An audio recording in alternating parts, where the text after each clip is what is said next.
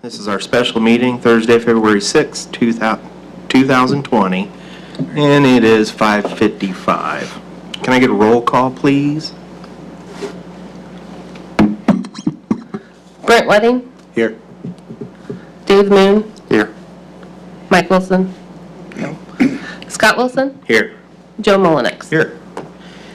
Of course, we haven't had a meeting for a while, but you guys need the reading of our previous I make a motion, minutes? we dispense with the reading. Okay, all right. And we have no old business. So our new business is we're going to elect our chair and vice chair for this year. So, motions? I make a motion, Scott Wilson keeps it. I second. Okay, I take it. And then vice chair. Who was vice chair? You were? Second. You say, okay, we'll make a motion that Brent stays. You good with that? Yep. Okay. All in favor? Aye. Aye. All right, so that's We got done. on yours was the all in favor. It doesn't matter. I made an executive decision. All right, so special exception for parcel, huge number. This parcel is zoned A3. And IMPA is wanting to place a solar park on this land. The parcel is owned by Fletcher Durbin. Until we approve special exception, then the parcel will be owned by IMPA. Okay, so real quick before we get into that, I only have a mild problem with that. If we grant a special exception for this property, that is only for the current owner. As soon as he sells it, that exemption goes away, and then we got to do this all over again. Oh. No, we're granting them the exception that they're going to use it. They're, After he buys it, that's what After we're she doing, or buys it. after you After guys they buy buy it, that's what Sorry. we're doing? Yeah. Okay, because see, that's not how it read, I just wanted to make sure Right. everybody understood the way that works. Okay. So, this is basically, If IMPA doesn't buy it, it goes away. right, so we'll have to make sure we write that in. Yep. That this is only in contingent for that, so, I just wanted to make sure that was understood. I didn't know what all has been explained for anyone, so.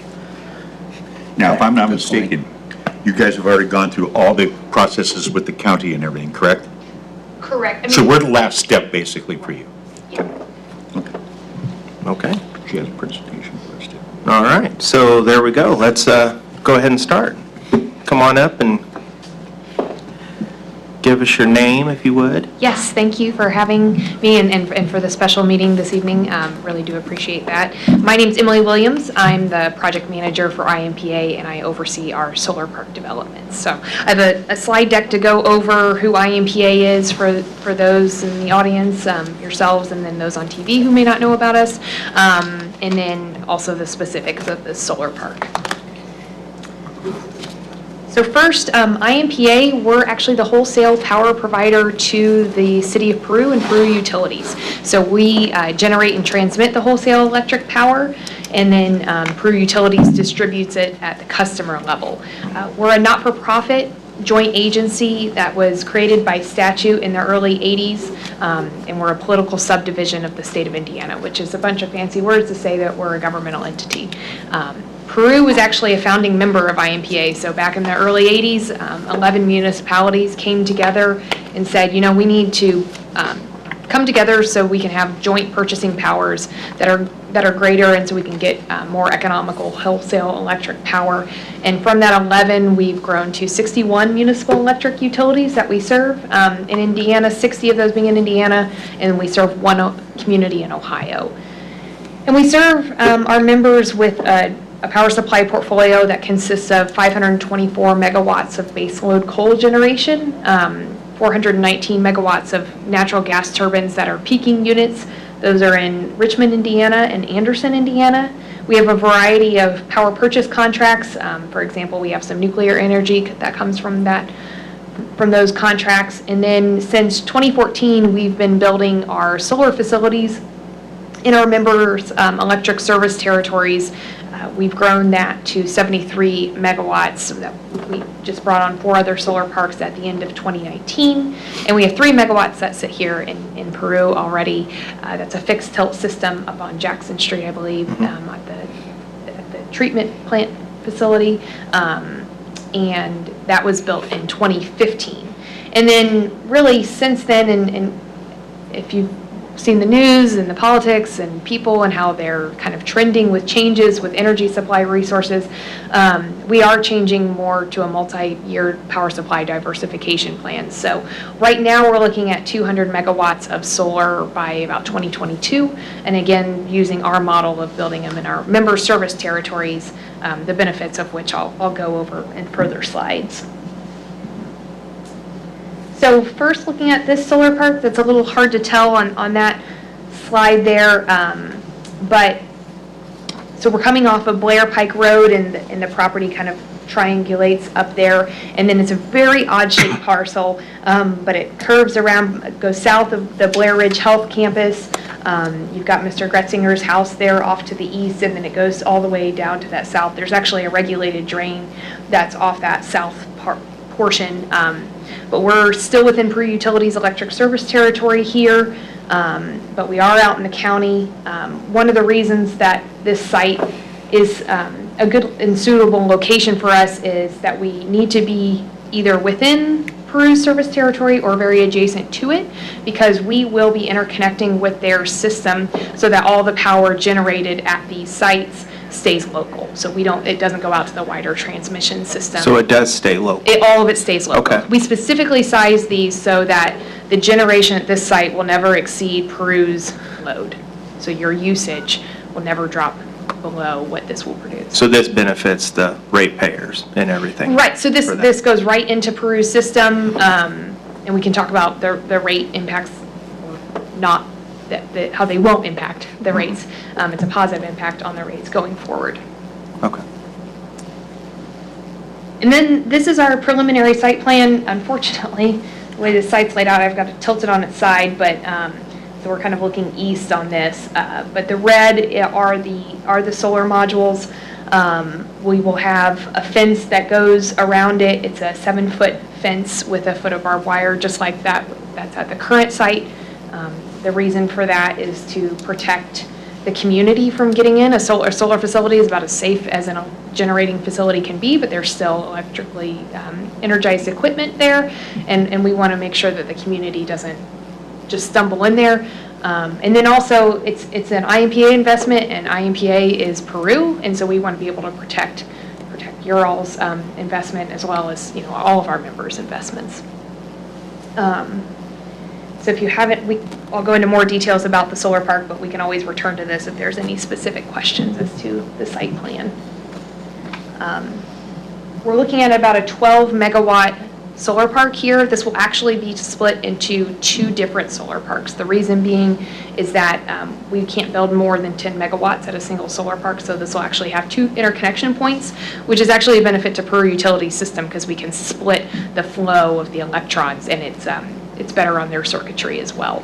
So it'll probably be like a 9 megawatt, 3 megawatt split, somewhere around there. And that's 40,000 panels about that sit on what's called a single axis tracking system. So the panels will rotate east to west with the sun every day.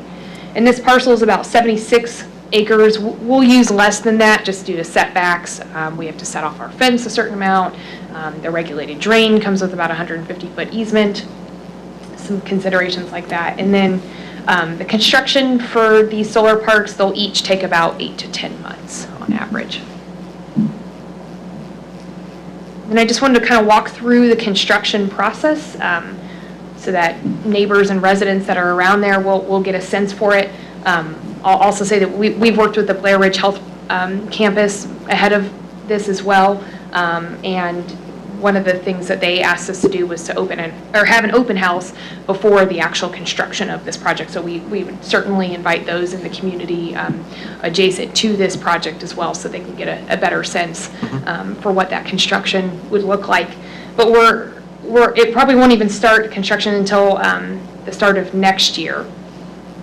That's just because of our development pipeline. We've got a few other projects in the works ahead of that, and then between the 2 of them, they'll take about a year or so. We'll be somewhere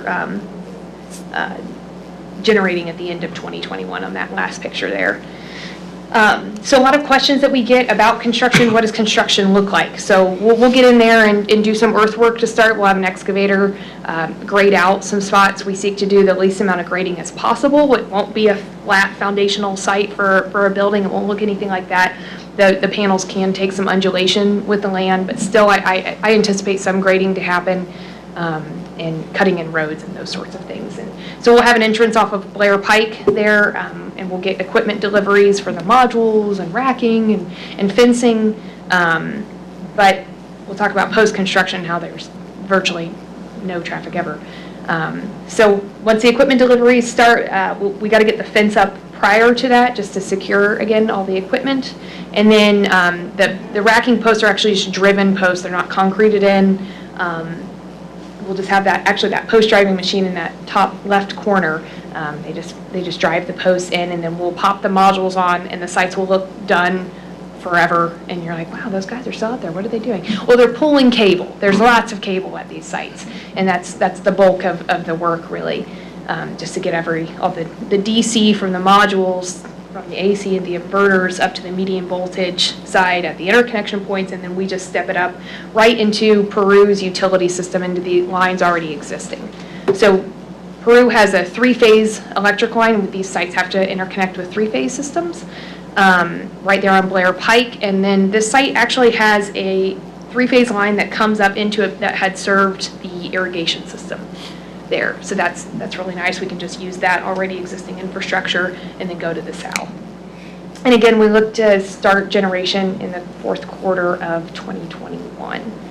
And then after that, post-construction, the sites we'll own the land, and so we'll have the responsibility of maintaining it. It's all grass underneath that site. So we'll work with usually local, regional lawn mowing crews to come out and do that work for us.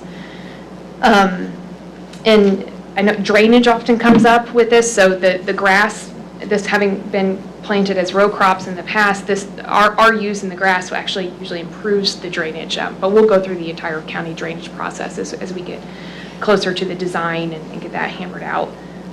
The solar parks do have a very low profile, unlike some other energy resources that are really popular in this state right now.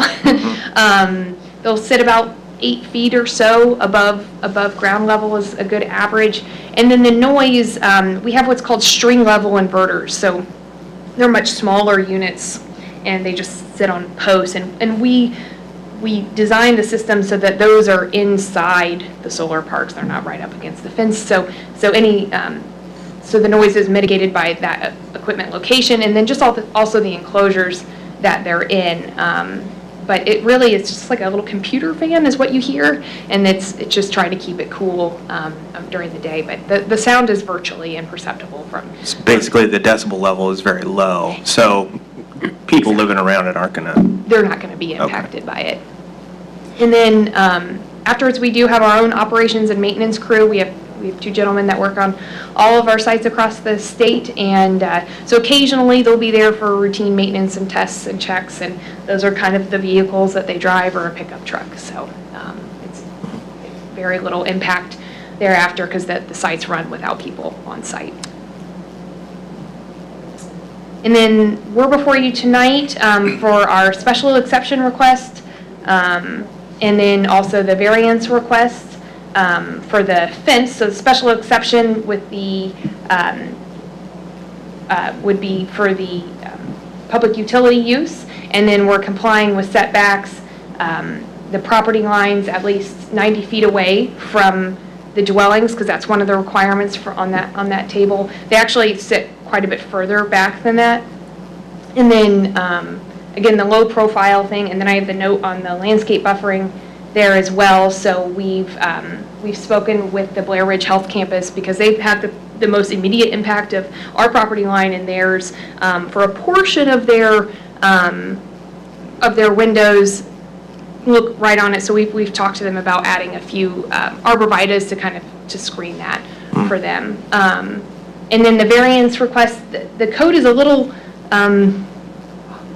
challenging to interpret on as far as that. So I asked for the variance request on our form just to cover our basis, but again, we do have that 7 feet, 1 foot barbed wire fence on there. And when we talked about how it's for the protection of the community and again, safeguarding the electrical equipment therein.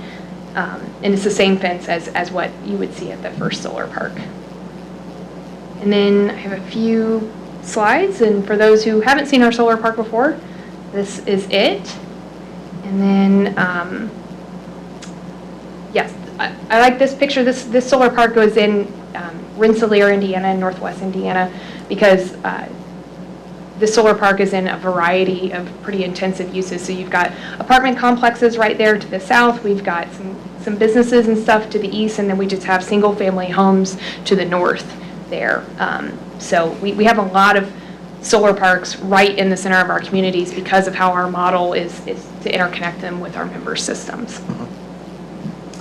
And then just to get another sense of the fence there on the right, and this is in BAINBRIDGE, Indiana, on the west side, and we back up right to homes there. This was during our ribbon cutting. We invite the grade schools out for the ribbon cuttings, and so there's usually some kids there. It's always fun. So then finally, to highlight the benefits both to Miami County and Peru.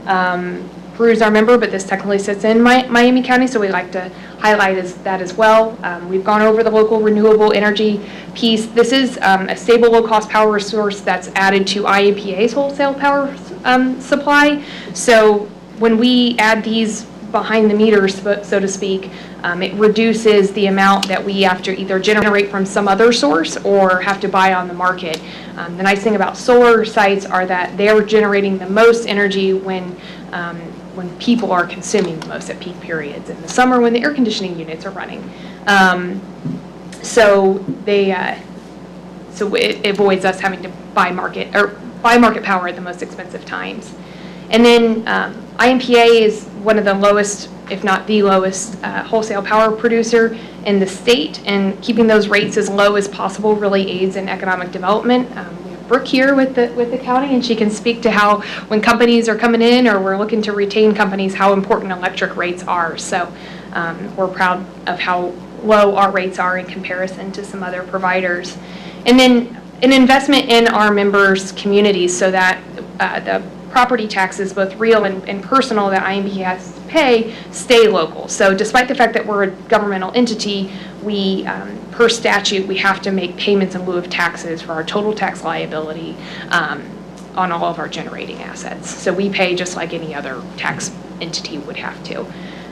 This is another forward-thinking approach to energy. We get a lot of questions internally at IMPA as industries specifically are looking to locate in a place, and they want to know, okay, how much of your energy supply comes from renewable, and if we're able to add this asset to Peru, on your energy side, you're looking at about 11% of your energy on an annual basis coming from solar, between this and the other asset as well. And then this being, as you're coming into town, hopefully some people will be able to see it and think, wow, Peru's really very progressive. Look at them with the solar park. Because the other one's kind of hidden in the back. A lot of people probably don't know it's even there. Yeah. And then the community education and involvement opportunities. I mentioned the ribbon cutting ceremony. We certainly invite school groups out, Boy Scout, Girl Scout groups out, whenever to learn more about these renewable energy resources. So that's all I have for you, but if you, any questions from the audience or yourselves? Well, first I'll ask if anybody up here has any questions specific to anything. I do not. Nothing? No. Nobody? And then are there any remonstrators or anyone who's got questions or concerns about this? I've got a few, if that's all right. Patrick Gretzinger, my parents' property is going to be bordered, half of it, or by the project. I guess first thing, will the fence be directly on the property line, I guess is the first thing. So the city's code prevents that from being the case. We always kind of buffer that back a little bit anyway. You know how far back? I don't know yet. We don't have our designs actually done. Well, How much you usually? well, the city, the way that works, of course, I don't know if that's fallen within county or city, but city with the way that, County. it does. Yes. So I don't know what county's It's a setback, 2 mile area. I don't know what So- county's rules are, but city would say they could go up to an inch from the property line. Okay. So now, would you do that? I don't know. We always try to get people to stay at least a lawnmower width off the property line So that- for their maintenance or Exactly. anything on the fence, so they're not getting in somebody else's That's- property. Yeah, that's a very good point, because we'll maintain both sides of the fence, and so we do that ourselves. But our panels by electrical code and all the equipment have to sit about 16 and a half feet off of the fence on every side. So in order to maximize the land, we do still put the fence relatively close to our property line. And then the setbacks, we may move the fence back even further because of the setbacks on the land. Understand the trees and things like, does that affect it? So- Yeah, I know that property has a lot of trees, and the's already Okay, natural that's nice. buffers, which we would be. Fence to the property line is what they're projecting. Let's say this. Oh, yeah.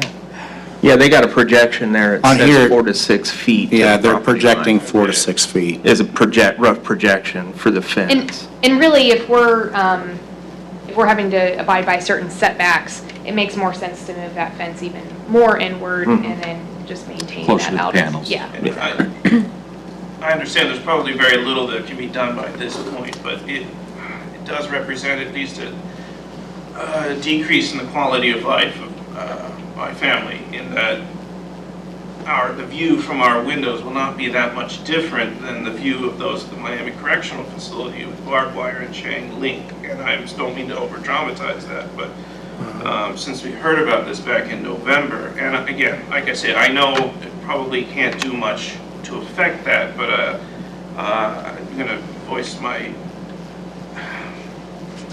feelings just the same, I guess, and I just hope there, nothing else that can be done about the fence, or at least a different type, a different style, especially being that it's going up against private property versus an area that is or that would be accessible generally to the public or anything like that.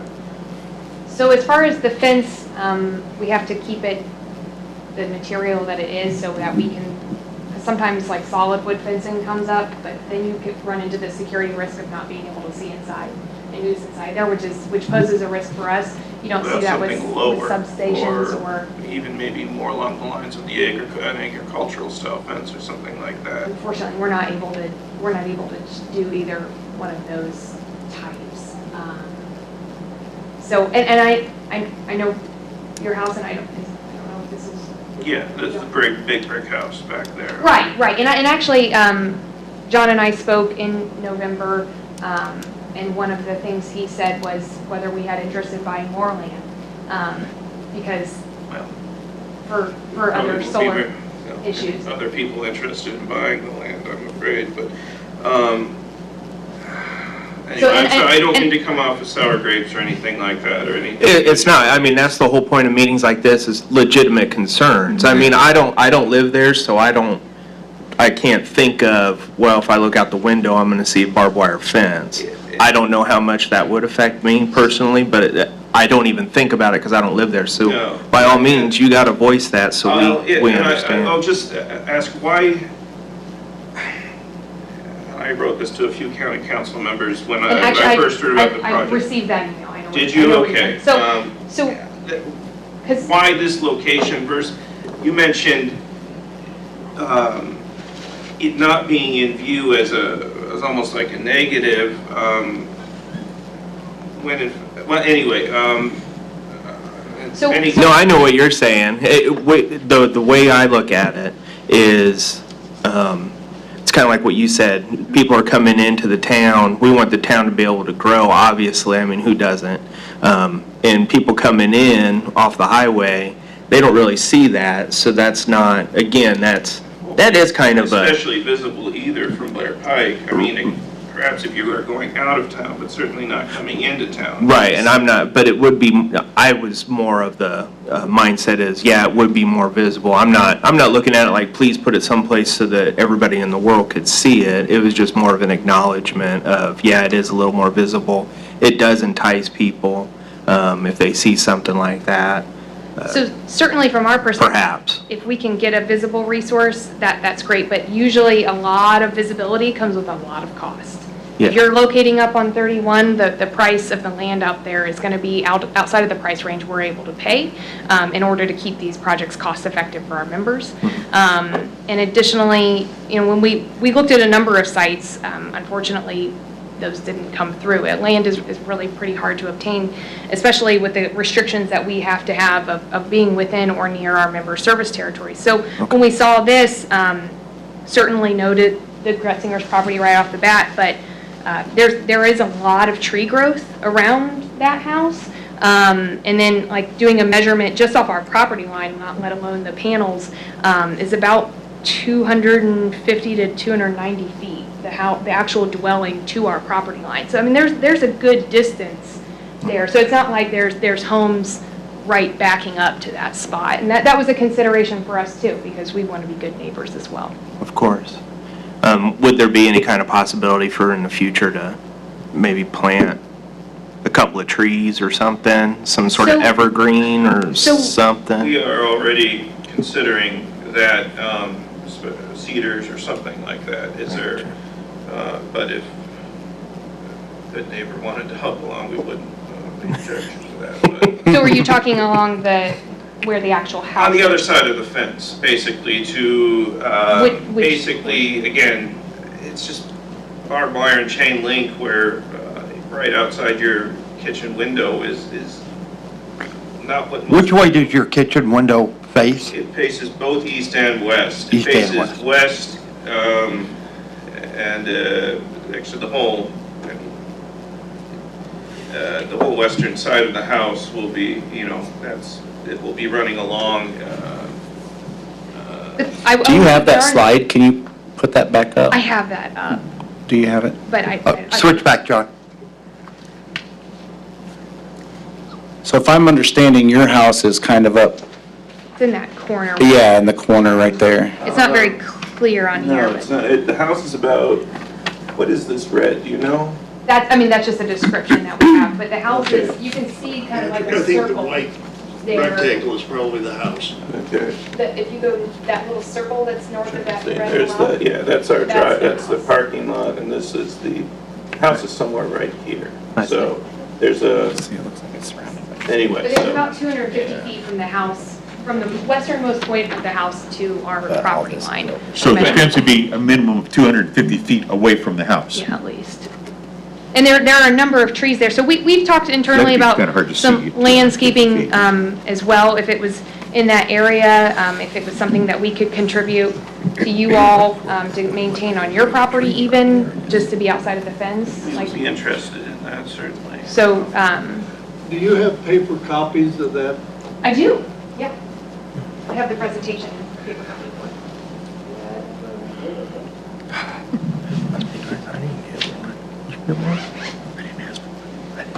Have you been down to look at the other solar park that they have off of Jackson? Have Yeah, you seen as it? I've looked as much as I can on the internet, Yes, and there is a good, This is property around it. the fence on there is a good ways off from the road. Mm-hmm. I was hoping that it would be similar, there's a fair amount of green between the access road and the, where it looks like the actual panels and the fence are, and it was my Right. hope that a similar setup might be made, but anyway. And from the article that I found on the paper online, where the map you've got there is displayed, it made it appear that it was coming right up onto the property line, which, yeah. When we do these preliminary layouts, we do He thought- build it out It's to 290 feet away. kind of what the most intensive use could look like. Understood. But we haven't engineered it really yet. Well, anyway, that's most of what I had to say, and those are my concerns, gentlemen. I think any one of you in my similar situation would, or at Yeah, least same understand question. where I'm coming from. Oh, I completely do, and I hope you don't think we're being, No, I understand, I understand. we're not disregarding it by any means. I mean, my wheels are turning, I'm thinking, well, from the way it looks on the map, it does seem like you have quite a bit of tree around your property. Immediate yard. And if it's, 290 feet away, give or take, for the fence, you know, immediately I start picturing, well, what if in that one section of fence, you guys spray paint that section green, and then when you look out the window, it just sort of If you were to allow camouflages us in. to plant morning glories or something along that, but from what I've read, they spray along the fence line fairly intensely, but, Well, yeah, for maintenance purposes, I mean, obviously. they're not gonna Yeah. want. But Invisibility. it's just, it's been open for all 40 years of my life, you know, that's the thing. I And understand. so, anyway, those are my concerns, and I would, if this was put to a vote, all due respect, Emily, and I mean no disrespect to you whatsoever, I would certainly personally vote against such a project, but anyway, that's just, and I hope you understand that, where it's coming from. I can understand that from being one person there, but I think that there are enough qualities where we could reach something where it. My personal hope was that there had been another location that was less obtrusive to the people living there. Right, and like she said, you guys had looked at. We looked at a quite number and really, I don't- you seek to impact no one, of course, with your developments, but that's really not always achievable. And this is something that, you know, we want to be a good neighbor. We saw this, there's a big distance, there's trees, there's something that maybe we could come to terms with the neighbor to add a little bit more screening to soften that impact. But this, you know, this is a $19.2 million investment in Peru. And this That is mostly the equipment and the labor, though, is it not? the whole project.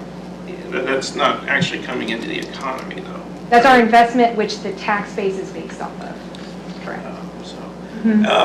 One more thing, the access, so that's not coming through Blair Ridge, that's coming through our, or the It would be on our property. lane? It would be on our property. So that will be another, Do you know where your property is? or, We have it surveyed. On okay, that corner? is it, So we wouldn't come on your drive. okay, so you're gonna be, just so cutting down those trees that are on, that Blair Ridge has up right now, and there will be basically a driveway between our driveway and Blair, the entrance to Blair Ridge, is that right? Okay, I'm just asking. Because that's our for legal comparison. access Okay. to Blair Ridge. But yeah, we wouldn't be. Do you have to purchase then some property from the nursing I home? think Connor owned that all the time. Anyway, thank you, gentlemen, thank you, Emily. Thank you. As long as we're on this, so there's one more issue on that, your fence. Throw your map back up, would you mind? I have it up. John?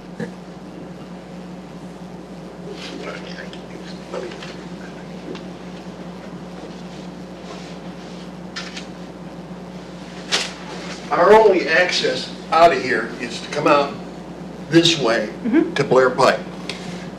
As it stands now, this is only, I'd have to measure it, but it's probably not more than 15 or 20 feet wide. If we get into a serious snow situation, there's a fence on this side, so I'm blocked going, that would be what, east?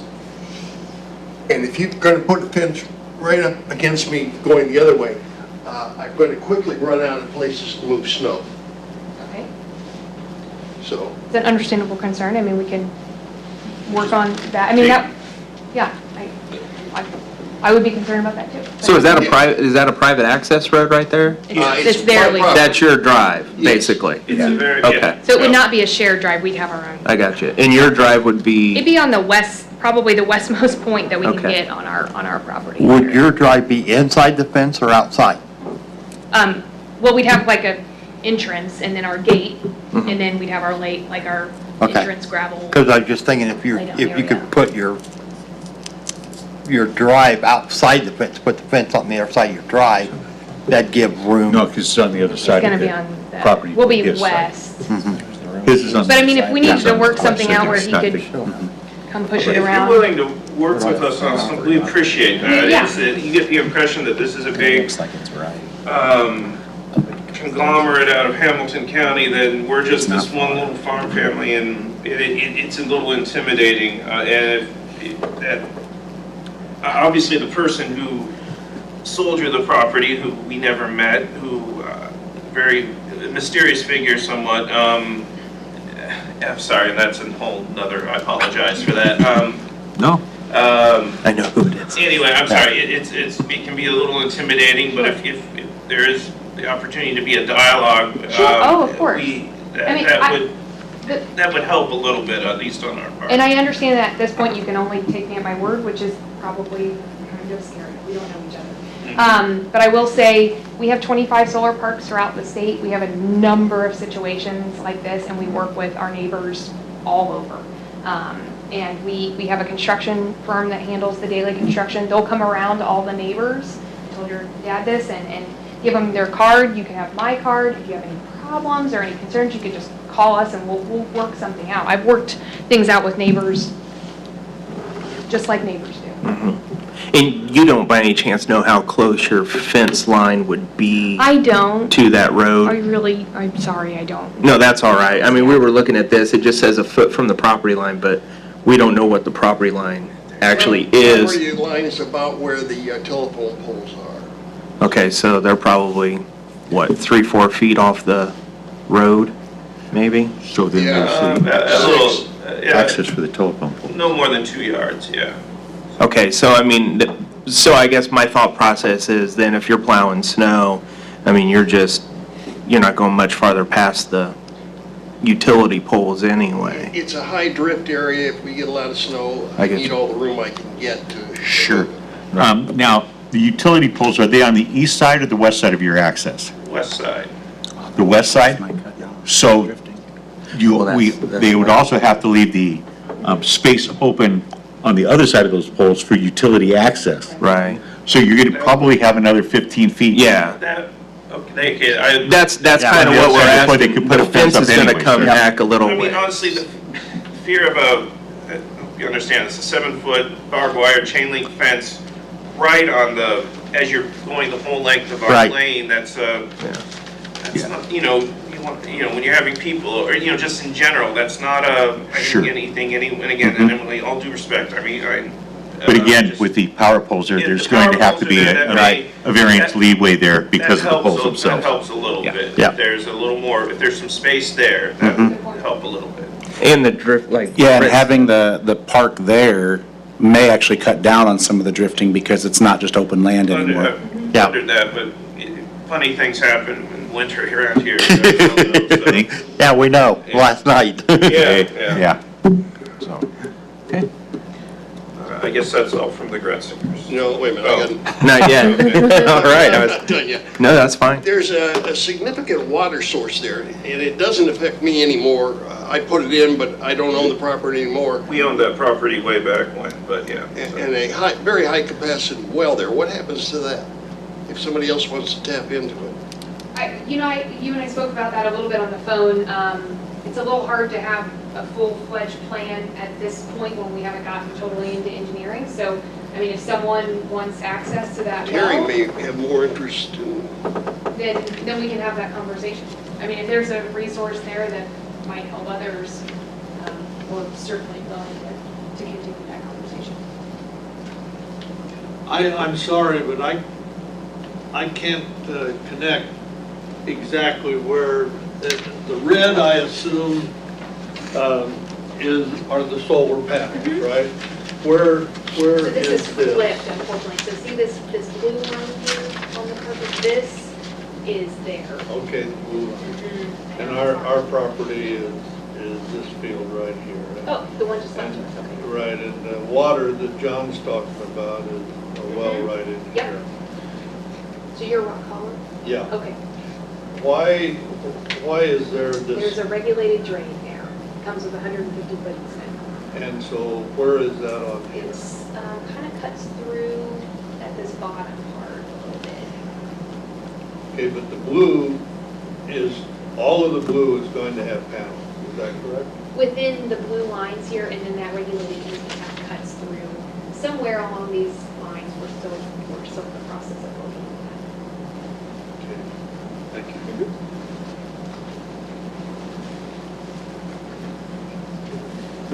Okay. Anybody else? Or any more concerns? Mine's more of a curiosity question, because I haven't driven out during a bright day by the other park. How much reflection comes off of this? Yeah, so glare comes conversationally, these panels are designed to absorb sun. So glare is a very bad characteristic of panels. So they're black or dark blue, and so there's very minimal glare on these. Okay. So, Well, I've seen them on some of the pictures more than anything, and that's what made me wonder. yeah, and So- even some of the pictures on this slide, they have this like glare Right. addition. It That's doesn't just really- photo Okay. editing.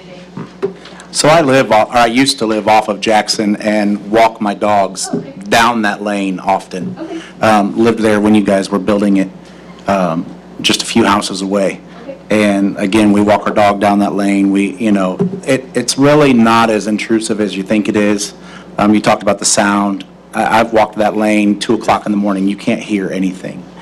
And the glare, there's just, it seems like it's going to be very intrusive, but it's not. I didn't expect any glare, but I was just curious, so.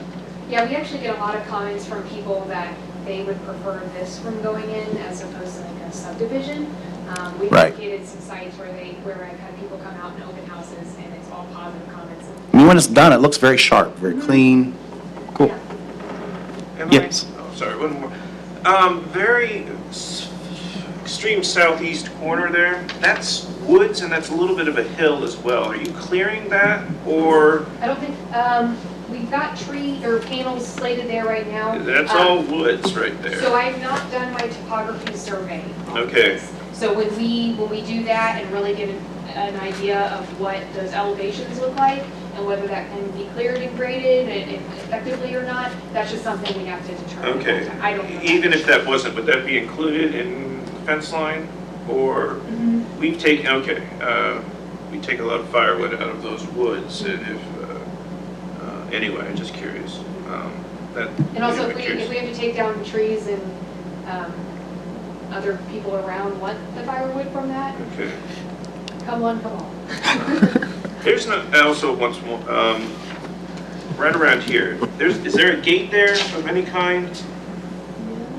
Okay, I'm just curious about, you're taking a lot of dead ash along that edge, which is part in our wood, part in your, maybe part on your, driving a tractor, something like that, just to collect firewood that may be right on the border. Would that be considered, like I said, if that's open there? Let me think, I'm trying to think exactly what I want to say. Never, Yeah, your property would be entirely outside of that. well, I'm accessing that portion of the woods where there isn't actually a road on our property, but,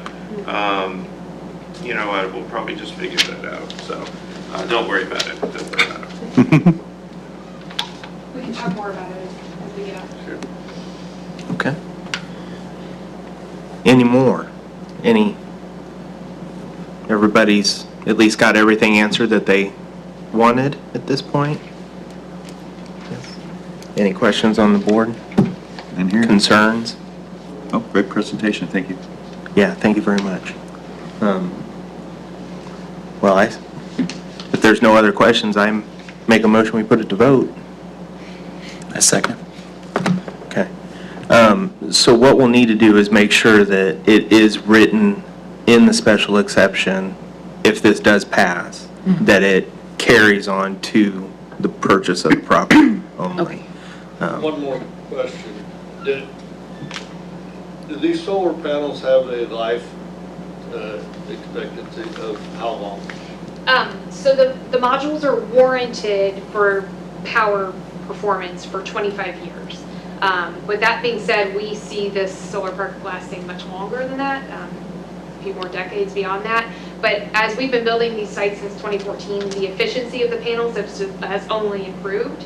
So we could see ourselves in the future just replacing these modules with more efficient versions. And then can they be replaced, like the panels be replaced to continue? Is that what you do? Right. That's what, at this point, that's what we're envisioning. Not knowing what 30 years from now may be. Is there anything in writing, what happens to those panels if the panel field is, So we are the owner of the property itself. So, I mean, with city code, if it becomes defunct or something, there are mechanisms to do that. That being said, I think that question comes a lot to maybe developers that are a little bit more fly-by-night, but IMPA's been with Peru since 1980, and we have a long-term power supply contract with you all, and we see that going out several more decades from that, so. Sorry, just, you mentioned in the off chance of defunct, would the property then just become idle, or would you be required to remove at least your equipment or things like that? I would presume we'd be required to remove, but I'm here to say that we Oh. would remove it. Okay. That would be our. I'm just burden. curious, that would be the one thing that would be worse than, or, Yeah. sorry, forgive Sure. my terms, or my terms there, but that having just a decaying field there with, anyway, all right. Yeah, the thank you. decommissioning process would just be removing the modules and disposing of them properly, and then just removing the modules from the ground. It's a really seemingly quick process because there's no concrete or anything. Well, on the other hand, there's always going to be a need for electricity, so there'd be no reason to close a Right, park. we have, there's no reason. Yes. Yeah. Well, am I right in saying that at least a lot of this is subsidy driven, or a lot of the, So IMPA is a not-for-profit entity. We do not pay income taxes, and we've been building these since 2014. In a couple of more recent years, we have taken advantage of some federal tax credits through some other partners. The reason being for that is if you're a for-profit utility, if you're Duke Energy or AEP, you're able to take advantage of that for the benefit of your ratepayers. So we looked at this and we're saying, okay, we can reduce the cost of these solar projects for the benefit of our ratepayers. Yeah, we're going to take advantage of that, so we do. the article in the, I believe it was the Tribune back in November, though, I forget who the gentleman representing you was, I believe it was a Jack gentleman, Yep. did say that there would be no benefit to the ratepayers. I believe there was a quote along those lines. So the way we say that is, us putting this in, us putting the Peru first solar park in, it's not like this goes in and you see an impact on your rates, positive or negative. But we have been building these below the cost of our rates. So over the past 3 years, we actually issued 7.25% decrease in our wholesale electric rates. So for 3 years, we did steady decreases that summed to 7.25% while we were adding these resources. So in the utility sphere, when you add an asset, it's a very long-term game. We say we want to maintain low, stable rates into the future. So as soon as this goes in, you're not going to be like, wow, my bill's $10 cheaper. That's awesome. But our IMPA's rates are significant percentages lower than its competitors, and we want to maintain that into the future, the lowest wholesale rates, and then passing it along to Peru as well. So this does have an impact on your rates in the long term. You won't see an immediate effect.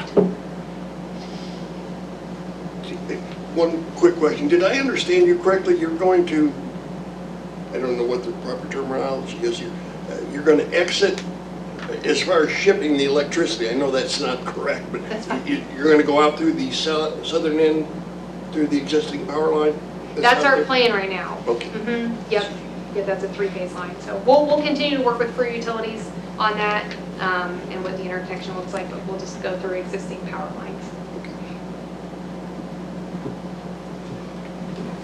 Okay, so we've already made the motion to vote, so we'll go ahead and just do a roll call. Okay. This is for granting the exception. This is for, yes, this is to grant or not grant the exception. Okay. So yes means good to go, no means no. Brent Wedding, Yes. Dave Moon, Yes. Scott Wilson, Yes.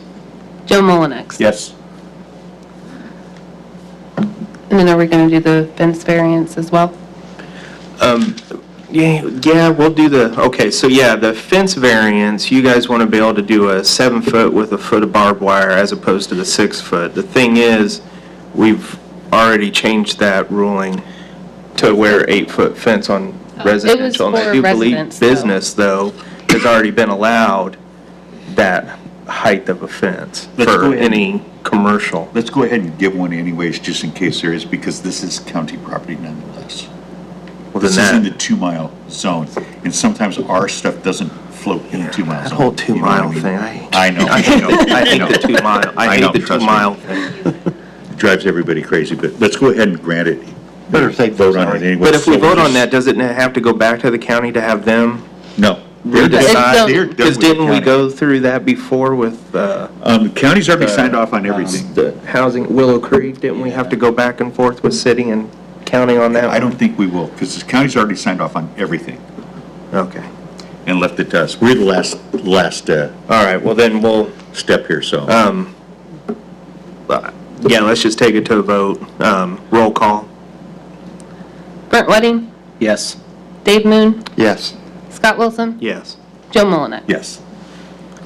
And to me, I think you were already allowed to do it. I still think you're already allowed to do I it. think so, too, But just but because, err we'll on the just side say of you safety. can. Appreciate it. So, Easiness, you know. Um, She's already gone through, they've already gone through a lot with this whole, just trying to get a hold of us, where we could get together on it, so. okay. Is there anything else?